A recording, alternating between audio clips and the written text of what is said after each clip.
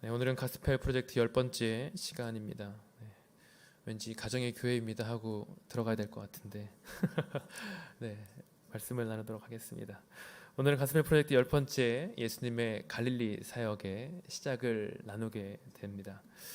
두 가지 메시지를 함께 나누고 싶습니다. 첫 번째 메시지는 바로 자유케 하는 성령을 경험하라는 것입니다. 같이 한번 따라해 주시겠습니까? 자유케 하는 성령을 경험하라. 오늘 본문은 예수님의 갈릴리 사역이 시작되는 부분인데요. 지난주에 수가성 여인의 만남 이후에 본격적인 예수님의 사역의 근거지인 이 갈릴리에서 사역이 시작됩니다. 여러분, 갈릴리 지역은 예로부터 약간 소외받은 지역이었습니다. 하나님의 은혜와 관심이 상대적으로 적은 곳으로 유대인에게는 인식되었습니다. 근데 예수님은 이 소외된 곳에서 이 사역을 시작하고 계시는 것이죠. 그러면 갈릴리에서 예수님의 사역이 어떻게 시작이 되었는가? 오늘 말씀 14절, 15절 말씀 함께 읽도록 하겠습니다. 시작. 예수께서 성령의 능력을 입고 갈릴리로 돌아오시자 그분에 대한 소문이 전역에 두루 퍼졌습니다. 예수께서는 회당에서 가르치셨으며 모든 사람들로부터 영광을 받으셨습니다. 14절에 보니까 누가는 예수님께서 갈릴리로 돌아오셨고 그 유대 지방에서 했던 기적과 이적의 소문으로 그 소문이 전역에, 예수님의 소문이 전역에 퍼졌다고 이야기를 하고 있습니다. 그런데 오늘 본문의 저자인 누가는 이 사단의 시험을 이기시고 이 갈릴리로 돌아오신 예수님의 사역을 분명하지만 짧게 아주 분명히 전하고 있습니다. 그것은 예수님의 사역을 오늘 본문에 보면 성령의 능력을 입고라는 말로 소개를 하고 있습니다.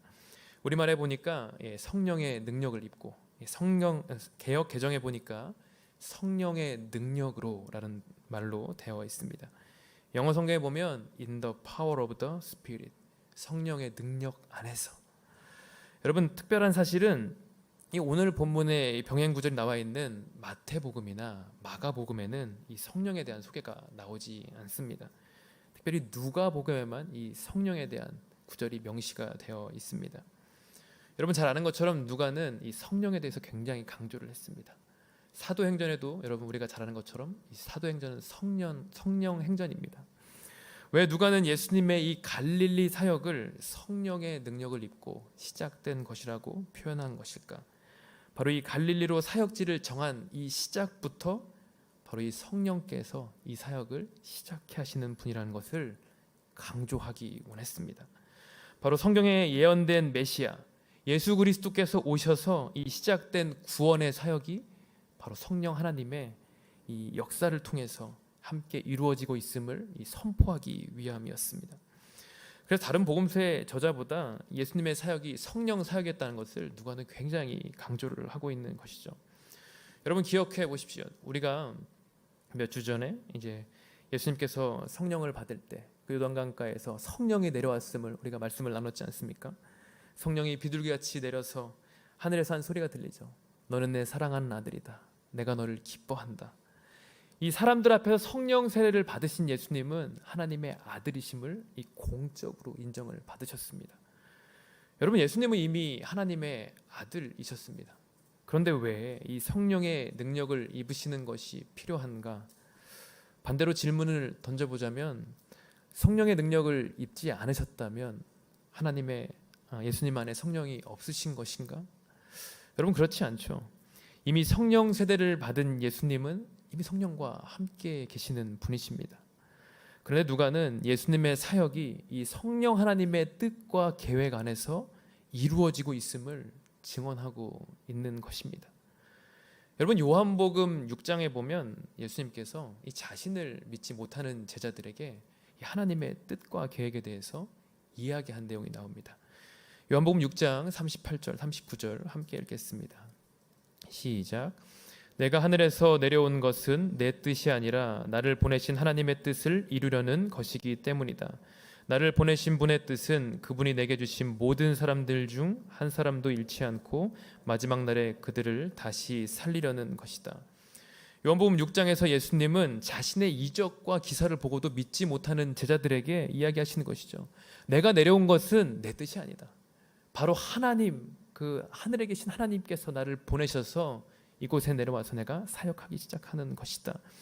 그 뜻은 무엇인가? 내게 주신 사람을 한 사람도 잃지 않고 살리려는 것이다.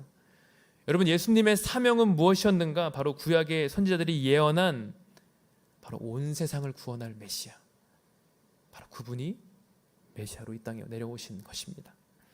바로 하나님의 구원 계획, 세상을 구원하고 하나님의 뜻을 성취하는 예수님이 메시아로 오셔서 이 갈릴리에서, 유대 갈릴리에서 구원의 사역을 행하시고 계시는 것입니다. 그 시작에 바로 하나님의 영, 그리스도의 영이신 성령께서 이 역사의 시작을 함께하고 계시는 것입니다. 여러분, 지금 이 시간 저와 여러분에게도 성령의 사역이, 성령의 역사가 함께한 줄로 믿습니다. 15절에 보니까 그래서 메시아로 오신 예수님이 회당에서 가르치시며 모든 사람들로부터 영광을 받으시고 이제 성령의 사역이 시작이 됩니다. 그러면 성령의 능력으로 하신 그 예수님의 사역이 무엇이었는가? 바로 16절, 17절에 계속되고 있습니다. 함께 읽겠습니다. 16절, 17절 시작. 예수께서 자신이 자라나신 나사렛에 오셨습니다. 안식일이 되자 예수께서 늘 하시던 대로 회당에 가셔서 성경을 읽으려고 일어나셨습니다. 두루마리를 건네받으시고 두루마리를 펼쳐 이렇게 기록된 곳을 찾아 읽으셨습니다. 여러분, 16절 17절에 보니까 안식일에 나사렛의 회당에 가셔서 이제는 성경을 읽으시려고 일어나고 계시는 예수님의 모습을 알 수 있습니다. 여러분, 우리가 잘 알듯이 나사렛은 예수님이 자란 곳이었습니다. 유년기를 보내고 함께 예수님의 많은 사람들과 자랐던 곳이죠. 그리고 오늘 말씀에 보니까 이사야서를 펼쳐서 찾아서 읽으시고는 이사야 58장 또 이사야 61장에 해당하는 부분들을 읽으십니다. 여러분, 오늘 본문을 보면 우리 한글 성경에는 잘 보이지 않는데 이 헬라어 성경으로 보면 보이는 특별한 사실이 한 가지가 있습니다. 그것은 뭐냐면 성령께서 이 부분을 이 본문을 읽게 하셨다는 사실입니다. 17절을 그냥 보면 예수님께서 이게 두루마리 성경을 건네 받으시고 본인이 이사야의 글을 펼쳐서 찾아서 읽은 것으로 우리가 생각을 할 수 있습니다. 근데 헬라어 성경을 보면 이 찾다에 해당하는 단어가 이 제테오라는 단어로 쓰여 있습니다. 여러분, 제테오라는 단어는 어떤 뜻이냐면 우연히 만나는 것, 어떤 것을 이렇게 쭉 보다가 발견해서 이렇게 읽은 것을 자연스럽게 찾아서 발견한 것을 의미합니다. 보통 구절을 이렇게 예수님께서 열심히 찾았다면 다른 단어를 써야 합니다. 헬라어에는 휴리스코라는 단어가 있는데요, 열심히 찾다, 우리가 구해서 강구해서 찾다, 이 단어는 휴리스코입니다. 근데 오늘 본문에는요, 이 제테오라는 단어가 쓰여 있는 것이죠. 여러분, 한번 상황을 한번 머릿속에 떠올려 보시겠어요? 예수님께서 이제 유대인의 회당에 안식일에 오셔서 이 두루마리 성경을 받으셨습니다. 여러분, 우리가 이렇게 보고 있는 이 성경은 제본되어 있는 성경이잖아요. 66권이 딱 장과 절이 나뉘어 있습니다. 근데 예전에 유대인들의 성경은 그렇지 않았어요. 두루마리로 이렇게 쫙 말려 있어서 그것을 보통 회당에서는 이렇게 펴놨습니다. 회당장들이 읽기가 편하게 펴놨던 것으로 기록되어 있습니다. 그래서 보통은 모세오경을 읽고 그 다음에는 선지서를 읽는 게 일반적인 순서였습니다.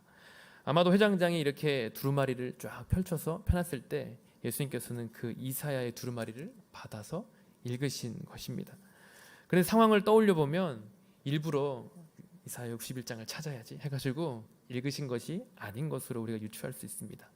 바로 그날 읽어야 되는 본문이 바로 자연스럽게 예수님께서 눈에 보였고 그것을 예수님께서 보실 때 성령께서 그것을 읽으라는 감동을 주셨고 자신이 예언된 그 메시아임을 말씀하기 위해서 그 부분을 읽으신 것이죠.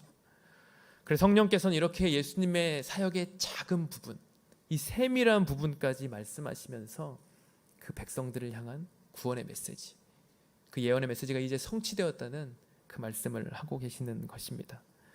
여러분, 그래서 18절에 보면 이제 예수님이 읽으신 구절이 나옵니다. 예수님의 사명, 자신을 이 땅에 보내신 그 이유를 설명하고 계십니다.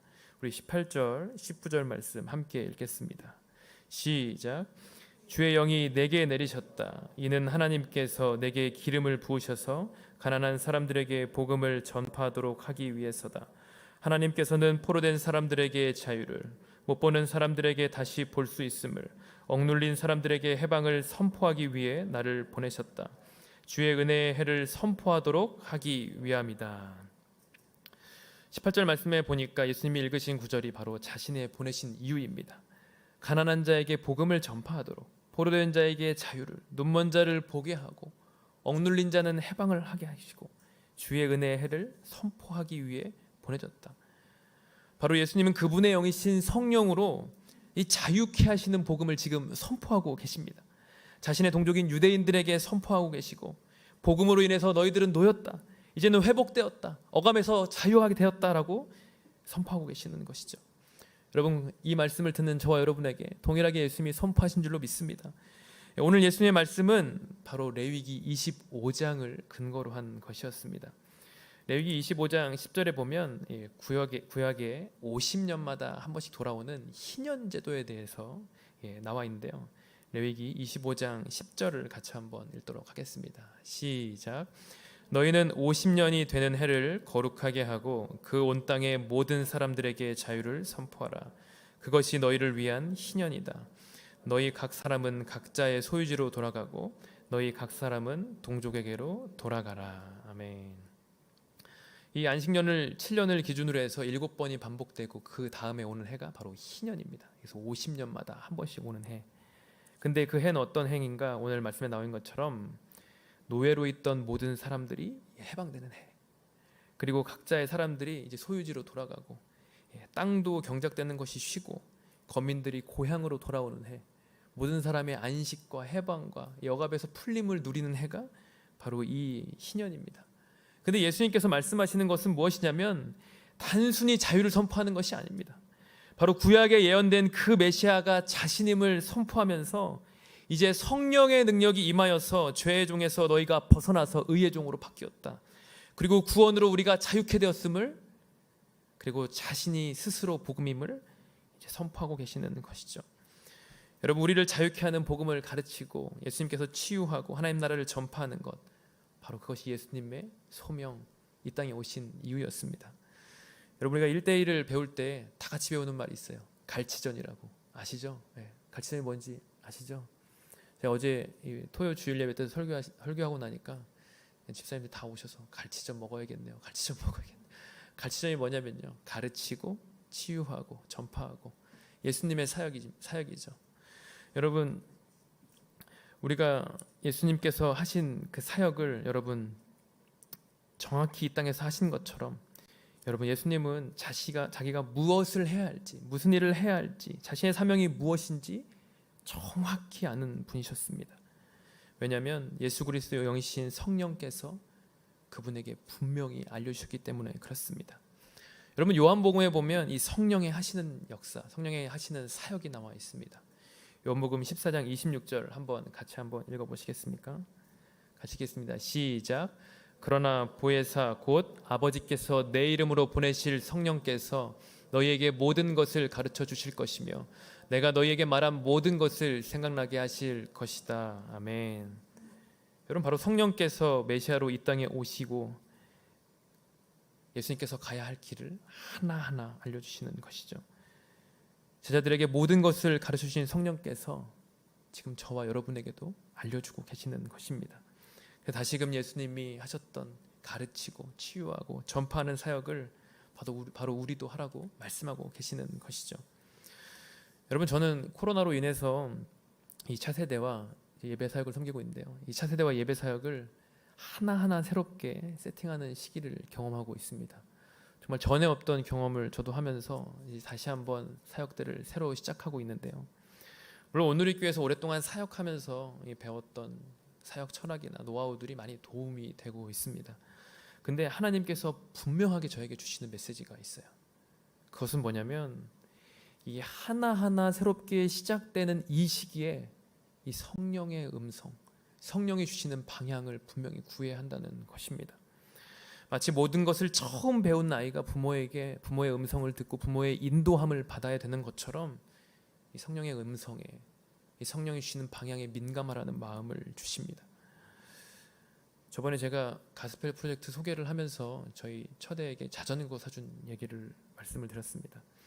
요즘에는 처대가 굉장히 자전거를 이렇게 잘 타고 있습니다. 그래서 저보다 이렇게 저희가 걷는 속도보다 이렇게 빨리 자전거를 타고 걸어가는 거예요. 열심히 페달을 굴면서 막 나갑니다. 동네 산책을 같이 하는데 저보다 빨라서 계속 저는 얘기를 해주는 거예요. 첫애 이름이 예준인데요. 예준아, 이 신호등에는 빨간불에는 건너면 안 되는 거야. 파란불에 건너야 되는 거고, 또 어떤 곳을 갈 때는 차가 튀어나올 수 있으니까 조심해야 돼. 얘기를 해주는 거예요. 제대로 된 방향을 갈 수 있도록 말을 해주고, 또 어떤 때는 또 너무 빨리 가니까 멈출 수 있도록 잡아주고. 근데 하루는요, 예준이가 저한테 이렇게 지하주차장에 나가고 있는데 얘기를 하는 거예요. 아빠, 지하주차장에 차가 튀어나올 수 있는 거지? 얘기를 하는 거예요. 그런 것이죠, 여러분. 핑퐁이 되는 거예요. 이제 제 말을 듣고 반응하기 시작하는 거예요. 여러분, 마치 우리가 이 땅에 살아가는 이 모든 시간은 이와 같습니다. 이 성령께서 말씀하시면 그 말씀을 듣고 가고, 또 그 말씀을 멈추시면 또 하나님 무슨 말씀하시는지 듣고, 멈추랄 때 멈추고 가라고 할 때 가는 것이죠. 우리가 성령의 음성과 하나님의 인도하심을 이 세밀하게 구애하는 이유가 바로 이것입니다. 여러분, 우리는 사명과 부르심이 동일한 인생인 줄로 믿습니다. 예수님께서 오늘 하셨던 가르치고 치유하시고 전파하시는 사역을 동일하게 여러분 계승하는 예수님의 제자가 되는 것, 바로 이것이 우리가 이 땅에 살아가는 사명이요 부르심인 것으로 믿습니다. 상처받고 억눌리고 치유받을 영혼들을 다시 한번 예수 그리스도께 인도하고, 그 영혼들을 바라보면서 기도하고 중보하고 그 영혼들을 사랑하는 것이 바로 우리가 해야 될 것인지 믿습니다. 여러분, 그렇게 우리도 예수님처럼 사역하고 살아가기 위해서 우리를 자유케 하시는 바로 성령 하나님의 음성, 또 성령 하나님의 인도하심을 하나하나 구하는 것입니다. 여러분, 우리가 신앙생활을 오래 하다 보면 신앙의 매너리즘에 빠질 때가 있습니다. 그때 우리 모습은 다 비슷합니다. 어떤 모습이 있습니까? 교회 와서 예배 드리는데 감격이 없습니다. 하나님의 음성이 들리지 않습니다. 근데 또 한 주가 지나가는 거예요. 다음 주에 와서도 예배를 드립니다. 예배를 드리는데 예배당에 뜰만 밟고 가는 거예요. 한 주간 또 그냥 살아갑니다. 그렇게 계속 반복되는 신앙의 매너리즘에 빠질 때가 있습니다. 성령의 음성도 없고 성령의 인도하심도 없고. 그래서 여러분, 어떤 분들은 그렇게 묻습니다. 어떻게 매 순간 그렇게 내 인생의 모든 순간에 성령의 음성을, 성령의 방향을 구해야 합니까? 여러분, 근데 구해야 합니다.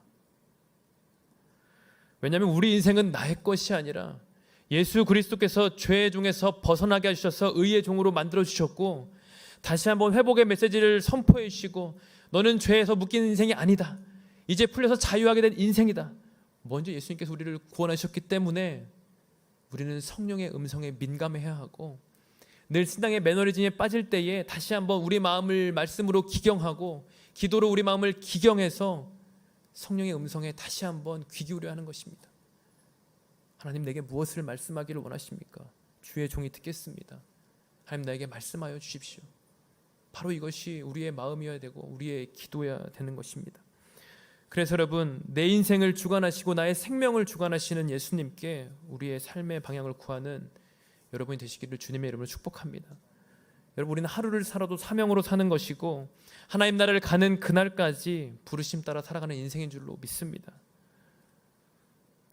아멘을 크게 해주시면 좋을 것 같습니다. 아멘. 네. 두 번째 여러분에게 드리고 싶은 메시지는 바로 이것입니다. 자유의 복음으로 승리하라. 같이 한번 따라하겠습니다. 자유의 복음으로 승리하라. 여러분, 우리를 자유케 하는 복음, 자유케 하시는 성령을 경험했다면 그 성령의 능력, 이 복음의 능력으로 매일의 삶을 승리하는 것입니다. 함께 20절부터 22절 말씀을 함께 읽도록 하겠습니다. 시작. 예수께서는 두루마리를 말아서 돌려주시고 자리에 앉으셨습니다. 회당 안에 있던 모든 사람이 눈이 일제히 예수를 주시했습니다. 그러자 예수께서 그들에게 말씀을 시작하셨습니다. 오늘 이 말씀이 그러자 모든 사람이 감탄하고 그분의 입에서 나오는 은혜로운 말씀에 놀라며 저 사람은 요셉의 아들이 아닌가라고 물었습니다. 아멘. 20절에서 예수님은 이제 이사야의 두루마리를 읽으신 후에 예수님의 말씀을 듣는 유대인들에게 말씀을 하십니다. 오늘 이 말씀이 너희가 듣는 이 자리에서 이루어졌다. 바로 이 선포는 구약에 예언된 그 예언의 완성과 성취가 이 자신을 통해서 지금 말씀을 듣고 있는 당신 유대인들 앞에서 이루어졌음을 선포하는 것이었습니다. 바로 성령을 받은 종이 바로 자신이며 이 땅에 오셔서 공생애를 시작하는 이 시점에 바로 구약에 예언된 복음이, 자유의 복음이 지금 성취되었음을 예수님이 선포하고 계시는 것이죠. 오늘 저와 여러분에게 이 말씀이 성취된 줄로 믿습니다. 여러분, 그랬더니 사람의 반응들, 이 유대인들의 반응이 무엇이었습니까? 여러분, 오늘 말씀해 보니까 첫 번째는 놀람, 감탄이었습니다. 근데 둘째는 무엇이었습니까? 의심이었습니다. 여러분, 예수님의 말씀 선포에 대해서 참된 믿음의 반응은 무엇입니까? 물음표가 느낌표로 바뀌는 것입니다. 당신 주님 맞습니까?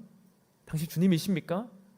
물음표에서 당신이 나의 주님이시군요, 이 느낌표로 바뀌는 것이 참된 믿음의 반응입니다. 근데 오늘 말씀을 들은 유대인의 반응은 처음에는 느낌표에서 다시 물음표로 바뀌는 것입니다. 와, 저분의 말씀이 놀랍군요. 당신의 말씀이 정말 대단하군요. 그런데 당신은 나와 함께 자라고 함께 큰 유대인이 아닙니까? 겨우 당신은 요셉의 아들, 목수의 아들이 아닙니까? 이야기를 하고 있는 것입니다. 여러분, 유대인들의 생각은 다 동일했습니다. 어떤 메시아를 원했냐면 늘 정치적인 메시아, 자기를 정말 어찌 보면 이 로마의 속국에서 다 해방해주고 자신에게 어떠한 도움을 주고 실질적인 도움을 주며 자기의 이득, 어쩌면 자기의 기득권을 챙겨줄 그런 정치적인 메시아를 원했던 것입니다. 근데 예수님은 그렇지 않으셨죠.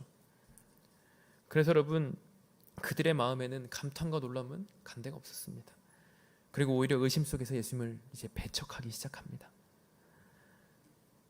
그리고 그 의심의 말을 들은 예수님은 이렇게 말씀을 하십니다. 우리 23절, 24절도 계속해서 한번 읽었으면 좋겠습니다. 23절, 24절입니다. 시작. 예수께서 그들에게 말씀하셨습니다.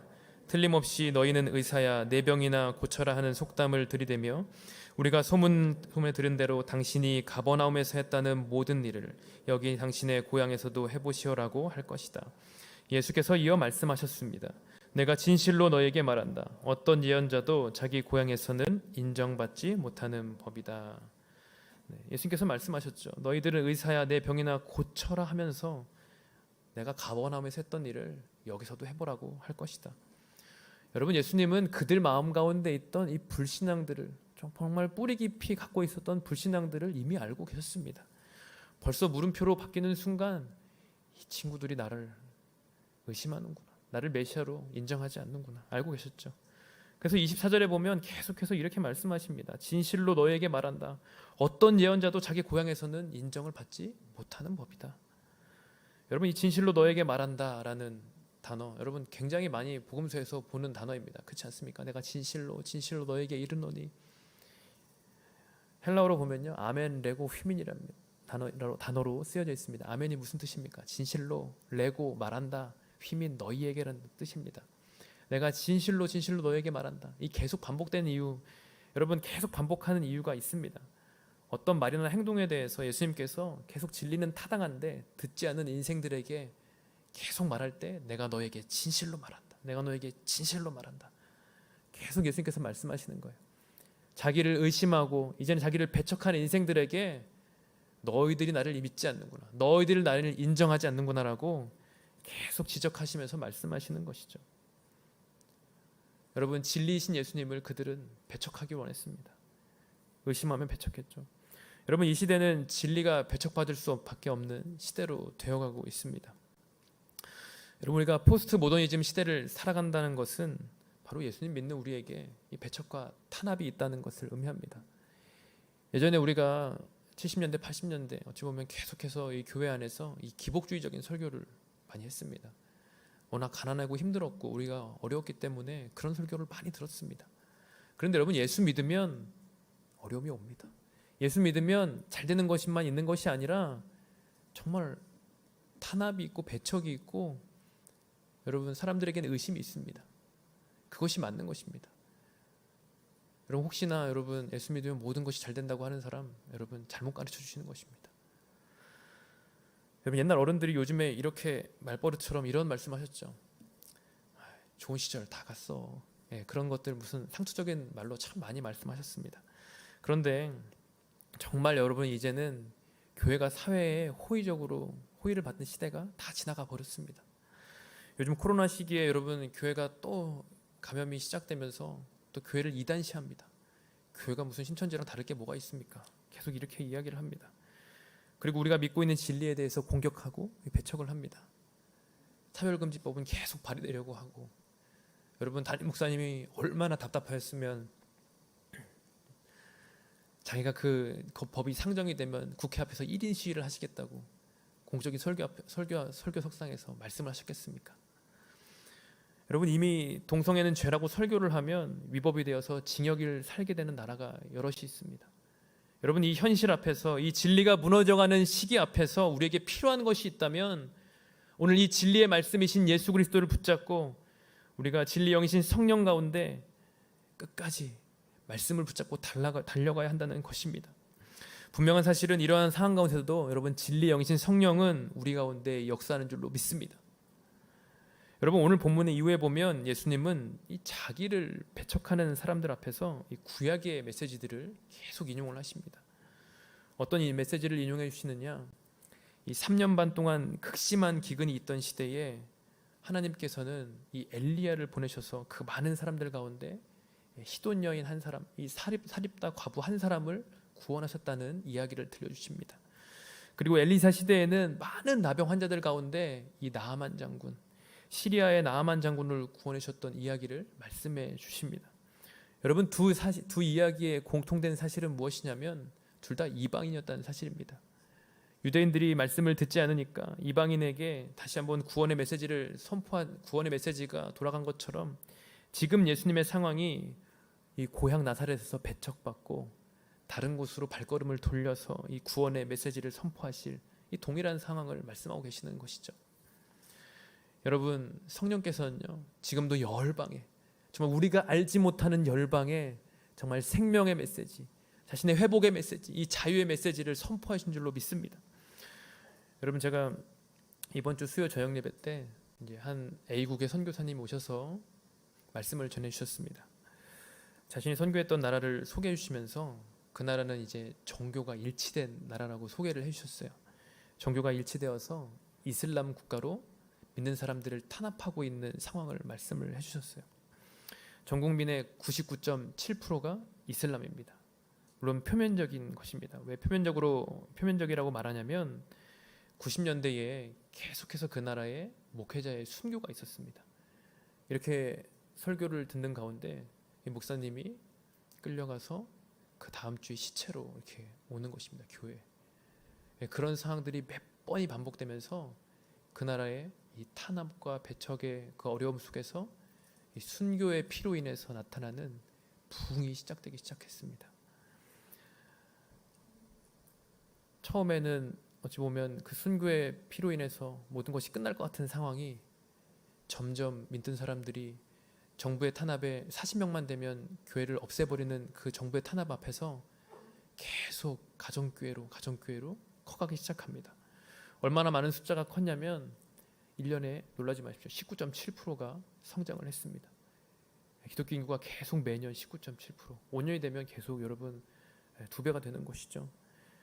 그래서 선교사님이 한 가지 놀라운 일화를 들려주셨어요. 뭐였냐면 자기가 하루는 놀이터에서 조용히 성경을 보고 있는데 혼자 앉아 있는데 현지 사람이 조용히 오더니 당신 그리스도인이죠? 나도 그리스도인입니다. 한마디를 하고 떠나가더래요. 그런데 그렇게 이야기하는 사람들을 굉장히 많이 만났다는 거예요. 여러분 그들은 표면적으로 이슬람이라고 말할 수밖에 없지만 나라가 감당하지 못하는 기독교의 숫자가 계속 성장하고 있는 것이죠. 선교사님의 이야기를 들어보니까 여러분 그들이 이슬람에는 진정한 구원이 없다는 것을 깨닫고 다시 한번 이 기독교의 복음을 들을 때에 이 기독교에는 회복이 있고 자유가 있구나. 우리가 이제는 죄의 종이 아니라 의의 종으로 살 수 있구나. 예수님이 나를 구원하셨다는 것을 진정으로 깨닫고 그들이 목숨을 걸고 그렇게 신앙을 지킨다는 거예요. 여러분, 이슬람 교리가 얼마나 엄격한지 아시죠? 얼마나 규율이 엄격한지 여러분 잘 아실 것입니다.